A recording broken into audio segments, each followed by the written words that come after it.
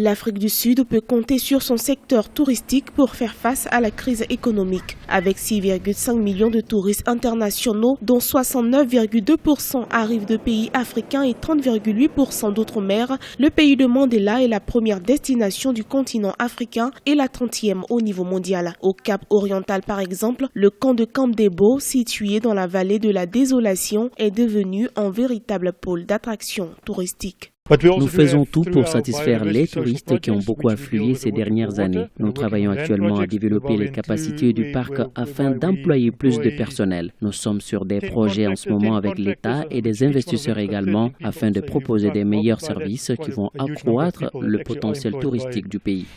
Créé le 30 octobre 2005, le parc de Camp Debo, installé sur 194,05 km², bat depuis peu l'un des meilleurs records de visite. Ces formations rocheuses aux paysages singuliers ont drainé 6,4 millions de visiteurs entre 1990 et 2003. Durant la même période, le nombre d'habitants a également connu un véritable bond. Le tourisme national est en forte progression, soit 46,5% de la population totale du pays.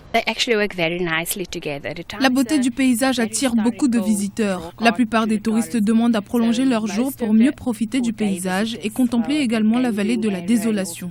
Nous leur proposons donc nos services, des maisons ainsi que le nécessaire.